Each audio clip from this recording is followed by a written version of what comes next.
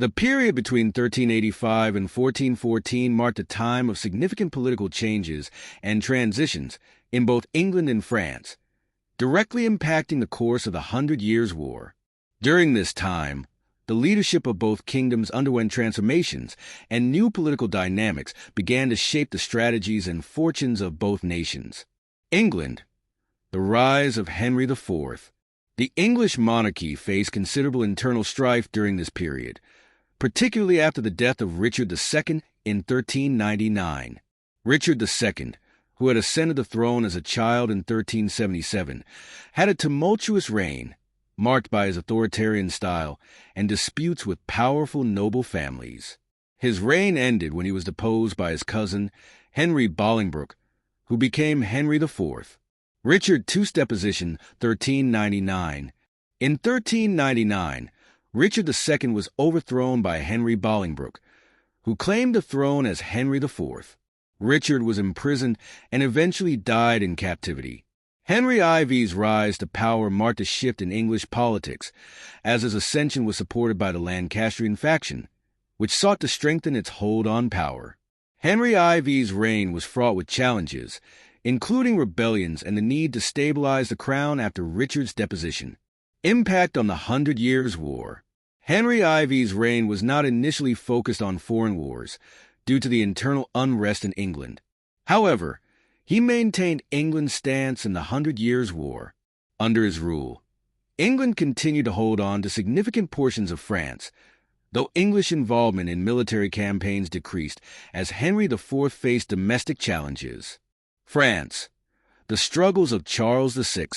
In France, the period from 1385 to 1414 was defined by the reign of Charles VI, who came to the throne in 1380 at the young age of 11, following the death of his father, Charles V. As a result, the early part of Charles VI's reign was dominated by regents and political factions vying for control of the kingdom. Charles VI's mental health issues. Charles VI's reign took a dramatic turn in the late 1390s when he began experiencing episodes of mental illness. These episodes, later known as the Madness of Charles VI, severely affected his ability to rule effectively. As a result, various factions, particularly the Duke of Burgundy and the Duke of Orleans, fought for control of the French crown during this period of incapacity. The Armagnac-Burgundian conflict. The power struggle between the Armagnac and Burgundian factions led to civil war in France.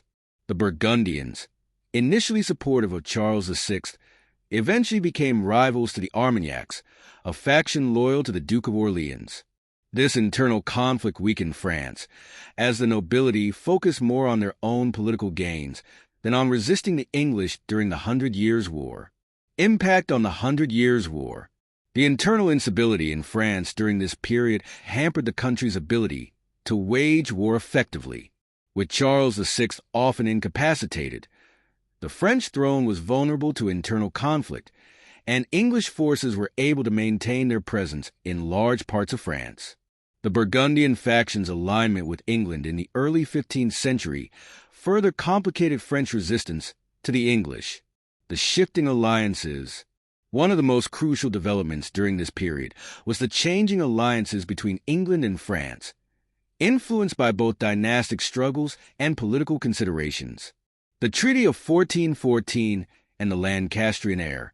The key turning point came when Henry V of England, the son of Henry IV, ascended the throne in 1413 after his father's death. Henry V's strong leadership and military prowess reinvigorated English efforts in the Hundred Years' War. In 1414, Henry V demanded that Charles VI's daughter, Catherine of Valois, marry him, seeking to strengthen England's position in France through marriage alliances. The Treaty of Troyes, 1420. The Treaty of Troyes in 1420, signed later under Henry V's rule, effectively recognized Henry as the heir to the French throne, bypassing Charles VI's son, Charles VII.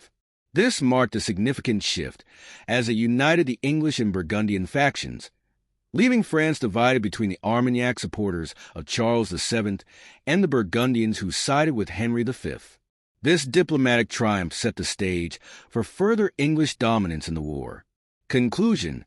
The period between 1385 and 1414 witnessed a dramatic shift in leadership and internal political turmoil for both England and France. In England, the rise of Henry IV and the internal challenges he faced did not overshadow the steady continuation of the Hundred Years' War, though the early years of his reign were largely consumed with stabilizing the kingdom. Meanwhile, France suffered from the instability caused by Charles VI's mental illness, internal factionalism, and a weakened monarchy. These internal struggles left France vulnerable, allowing England to maintain its hold on much of the French territory. The shifting alliances during this period, especially the growing influence of the Burgundian faction and the eventual marriage of Henry V and Catherine of Valois, set the stage for further developments that would dramatically affect the course of the Hundred Years' War in the years to come.